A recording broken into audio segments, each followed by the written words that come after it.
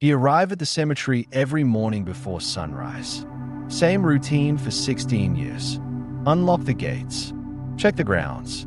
Tend to the flowers. Straighten the flags. Most days, he worked alone, invisible to the visitors who came to mourn.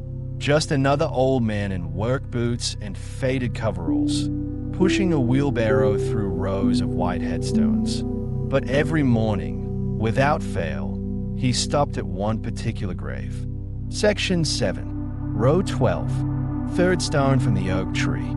He'd kneel down, brush away the leaves, straighten the small American flag, and whisper the same 3 words he'd been saying for 43 years. I'm still here. What the visitors didn't know, what nobody knew, was that the man buried beneath that stone had saved his life. And he'd promised, on a blood-soaked battlefield half a world away, that he would never leave him behind. This is a story about promises that outlast death, about brotherhood that transcends time, about a man who chose to spend his final years keeping watch over the friend who never came home. Before we begin, tell me in the comments from which city are you watching this video today. And if you believe that some bonds can never be broken, hit that subscribe button, because this story will remind you what loyalty really means. His name was Thomas Reed, 72 years old. Gray hair kept military short despite decades of civilian life. Weathered hands that had once held rifles now held garden shears. His back was stooped from age and labor, but his posture still carried traces of the man he used to be. Shoulders back, head up, eyes always scanning. He lived in a small apartment 3 miles from the cemetery. 1 bedroom, minimal furniture, no television, just a radio that played old country music and a photo album he rarely opened because the memories were too heavy to carry more than once a month. He'd worked at Riverside National Cemetery since 2009. Started as general maintenance, mowing, weeding, cleaning headstones. The job didn't pay much, but it came with something Thomas needed more than money: purpose. The cemetery administrator, a woman named Patricia in her 50s, had interviewed him for the position. She'd asked standard questions: experience, references, why do you want this job? Thomas had answered honestly, most of it. He had landscaping experience. His references were solid. But when she asked why he wanted to work at a military cemetery specifically, he paused. Because I owe a debt, he'd said. Patricia had waited for more explanation. Thomas didn't give one. She hired him anyway. Over the years, she'd learned bits and pieces. Thomas was a veteran. Vietnam. He didn't talk about it much, but sometimes on Memorial Day or Veterans Day, she'd see him standing at attention during the ceremonies, tears streaming down his face, lips moving in silent prayer. The other groundskeepers respected him. He worked harder than men half his age, never complained, never called in sick, and he had a strange habit that nobody quite understood. Every morning, same grave, same ritual. Patricia had looked up the name once. Sergeant Michael James Chen, United States Army. Born 1950, died 1972, Vietnam. She'd asked Thomas about it once. You knew him? Thomas had nodded. We served together. Patricia had waited. Thomas had gone back to work. That was 9 years ago. She never asked again. But on this particular October morning, something different happened. A young woman arrived at the cemetery just after sunrise. Mid-30s, professional clothes, rental car. She walked slowly through the grounds, checking grave markers, looking lost. Thomas was trimming hedges near Section 7 when he noticed her. She'd stopped 3 rows away from Michael's grave, studying a map, looking confused. He set down his shears and approached quietly. Can I help you find someone? The woman looked up, startled at first, then relieved. Yes, actually, I'm looking for. She checked her phone. Sergeant Michael Chen, died 1972. Thomas's hands went still. He knew exactly where she was, but his voice, when he spoke, was careful. May I ask your relationship to Sergeant Chen? The woman smiled sadly. He was my grandfather. I never met him. He died before my mother was born. But I'm doing family research and I wanted. She paused. I wanted to see where he's buried. Thomas felt something shift in his chest. Something he hadn't felt in years. He gestured down the path. This way.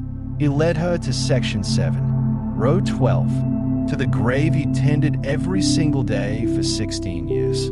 The headstone was immaculate. Fresh flowers, American flag perfectly positioned. No weeds, no debris, just pristine, honored ground. The woman stopped, put her hand over her mouth. It's beautiful, she whispered. Someone's been taking care of it. Thomas said quietly, yes.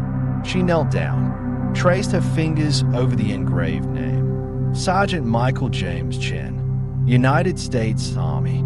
Purple Heart, Bronze Star, Vietnam. My grandmother told me he was a hero, she said. But she didn't talk about it much. It hurt too much. Thomas stood silent. The woman continued. She said he saved his whole squad, that he died protecting them, that one of them came to visit her after the funeral and promised he'd never forget. She looked up at Thomas. Do you know if anyone still visits? Thomas's throat was tight. Yes, someone still visits. Every day. The woman's eyes widened. Every day. For over 40 years. Who? Thomas took a breath. His name was Thomas Reed. The woman stood slowly. Is. Thomas corrected quietly. I'm Thomas Reed. The woman stayed at him. You've been taking care of my grandfather's grave? Thomas nodded. Every day. For 16 years since I started working here. And before that, every week since I moved to this state in 1985. The woman's eyes filled with tears. Why? Because I promised him, Thomas said simply. The woman wiped her eyes. What happened? Thomas looked at the headstone, at the name he'd read 10,000 times, at the face he still saw in his dreams. We were in the same platoon. 3rd Infantry. Mike was my RTO, radio operator, best damn soldier I ever served with. He paused. We got ambushed outside Hugh, February 1972, pinned down in a rice paddy. No cover, no support. Mike was calling in coordinates for artillery support when he saw the grenade. Thomas's hands were shaking now. It landed right between us, right where 3 other guys were huddled. Mike didn't hesitate. He jumped on it. The woman's hand went to her mouth. He saved all of you. 4 of us, Thomas said. Me, Johnson, Martinez, and Davis. Mike saved 4 lives. Cost him his own. The woman was crying now, and you've been honoring him ever since. Thomas shook his head. Not honoring. Keeping watch. There's a difference. The woman didn't understand. What do you mean? Thomas knelt down at the grave. When they loaded Mike onto the medevac, he was still conscious. Barely. He looked at me and said, "Don't leave me behind, Reed." I told him I wouldn't, that I'd make sure he got home, that I'd make sure he wasn't forgotten. He paused. That was my promise, and I've kept it. The woman sat down on the grass next to Thomas. For 43 years. He nodded. Every assignment I took in the Army after that, I requested bases near military cemeteries where Mike might be buried. When I retired in 1985, I moved here specifically because this is where they brought him home. I visited every week for 24 years. Then when this job opened up, I applied. Because visiting once a week wasn't enough anymore. The woman was crying harder now. That's the most beautiful thing I've ever heard. Thomas stood slowly. It's not beautiful. It's a debt. Mike gave everything so I could have a life. Wife, kids, grandkids, career, retirement, everything. The least I can do is make sure his resting place reflects the respect he earned. They sat in silence for a long time. Finally, the woman spoke. Tell me about him. What was he like? Thomas smiled for the first time. Funny, always cracking jokes even when everything was terrible. Smart, could fix any radio, any equipment, and loyal. If you were his friend, you were his friend for life. He paused. He talked about home all the time, about his girlfriend back in California, about the life they planned, about the kids he wanted to have. The woman wiped her eyes. My grandmother, Maria. Thomas nodded. He showed me her picture every single day. Said she was the most beautiful woman in the world. Said he was going to marry her the day he got home. Had the ring and everything. The woman reached into her purse, pulled out an old photograph. Is this her? Thomas looked at the photo. Young woman, beautiful, smiling. That's her. The woman's voice broke. She never remarried. Raised my mother alone. Died 5 years ago. She kept his letters. All of them. And she kept that ring. Never wore it. Just kept it in a box next to his photo. Thomas closed his eyes. Mike would have been a great husband. A great father. The woman said softly he was. Through the life he saved. You became those things because of him. You had children. Thomas nodded. 3. 8 grandchildren. The woman smiled through tears. Then Mike has 8 great-grandchildren he never met. Through you. Thomas had never thought of it that way. Over the next hour, they talked. The woman, whose name was Sarah, told Thomas about her family, her mother, her grandmother's life, the stories that had been passed down. Thomas told her about Mike, about their deployment, about the good days and the terrible ones, about the brother he'd lost and never stopped missing. Finally, Sarah stood. I have to catch a flight, but she paused. Can I come back? Visit with you sometime? Thomas nodded. Anytime. Sarah hugged him. Thank you for keeping your promise, for making sure he wasn't forgotten. Thomas's voice was rough. He was never going to be forgotten. Not as long as I'm breathing. After Sarah left, Thomas returned to work. But something had shifted. For 43 years, he'd kept his promise in private. Silent. Invisible. Now someone knew. Someone who carried Mike's blood. Someone who understood. That evening, Patricia found him sitting on a bench near Section 7. You okay? Thomas? He nodded. I met Mike's granddaughter today. Patricia sat down next to him. How was that? Hard, Thomas said, but good. She told him about Sarah's visit, about the conversation, about the tears and the stories. Patricia was quiet for a moment. Thomas, I've worked here for 20 years. I've seen a lot of dedication, but what you've done, what you're still doing, that's beyond anything I've ever seen. Thomas shrugged. It's just keeping a promise. Patricia shook her head. It's more than that. It's love. Thomas didn't respond, but he knew she was right. Because Mike hadn't just been his battle buddy. He'd been his best friend, his brother, and brothers don't leave each other behind. Not in life, not in death. Over the following weeks, Sarah visited twice more. Each time, she brought something new. Photos of her family, letters Mike had written, stories her grandmother had shared. And each time, Thomas shared more memories. Slowly, carefully, like handling precious, fragile things. On her 3rd visit, Sarah brought someone with her, an elderly man, late 70s, using a cane. Thomas, Sarah said, this is Robert Martinez, one of the men Mike saved. Thomas stood slowly. Martinez smiled. Reed, you remember. How could I forget? Thomas said, you were the one who pulled me out of that paddy when I got hit. Martinez nodded, and Mike was the one who made sure we all got out. The 2 men embraced. 43 years dissolved in that moment. They sat together at Mike's grave. Martinez placed his hand on the headstone. I've tried to live a life worthy of what he gave us, Martinez said. 4 kids, 12 grandkids. Good career. Tried to be a good man. Thomas nodded. Same. Martinez looked at him. I didn't know you were here. Working here. If I'd known, I would have visited you. Thomas said. I didn't tell anyone. Martinez understood.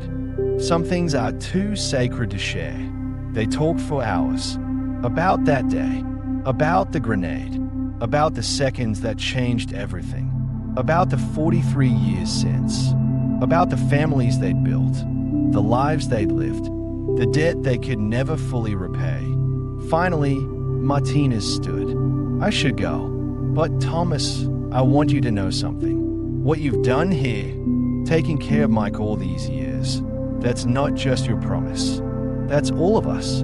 We are all still here because of him. Thomas's eyes were wet. I know. Martinez pulled something from his pocket. A small American flag pin. Give this to him for me. Tell him I kept my promise too. I lived well. Thomas took the pin, attached it to the small flag holder at Mike's grave. Martinez saluted. Sharp. Precise. Thomas returned it. After Martinez left, Thomas stood alone at the grave as the sun set. The cemetery was empty now. Just him and the rows of white stones and the memories that never faded.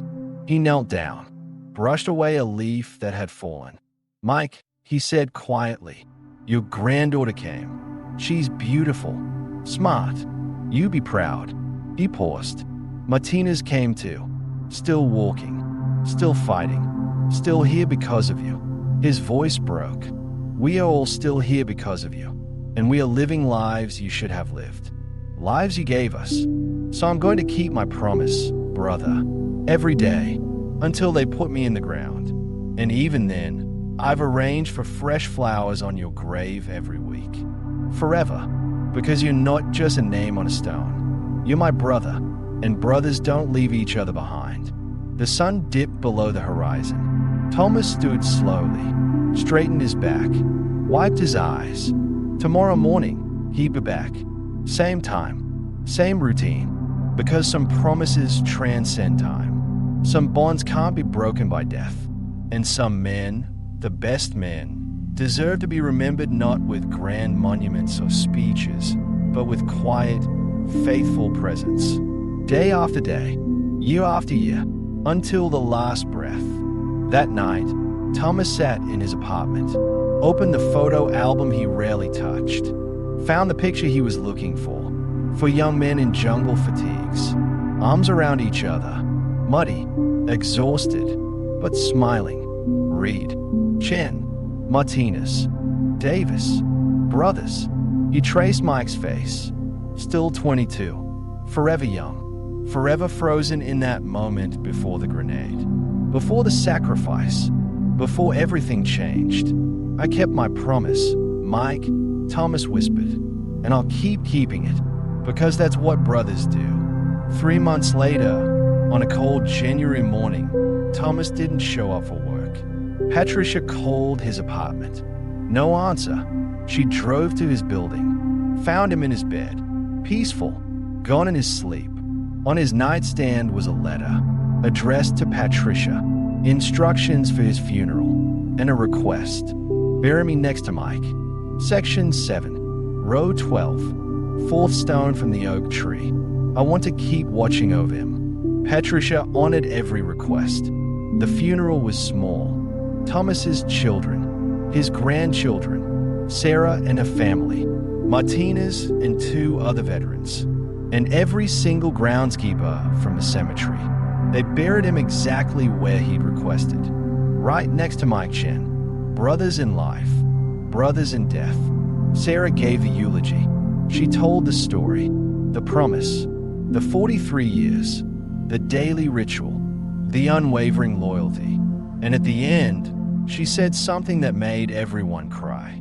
My grandfather saved 4 lives in 1972, but through those 4 lives, he saved hundreds more.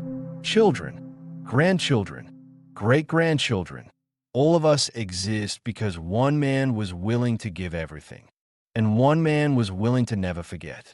She paused. Thomas Reed kept his promise. Every single day for 43 years. And now, finally, they're together again. Brothers. Forever. After the funeral, the cemetery installed a new bench between the 2 graves. A plaque on the back read, in memory of brotherhood. SGT Michael Chen and Thomas Reed. Two men who understood that some promises last forever. And every Memorial Day, Sarah visits. She places flowers on both graves. And she whispers the same words Thomas said every morning for 43 years. I'm still here. Because she understands now. The promise wasn't just Thomas's. It belongs to all of them. Everyone who carries Mike's sacrifice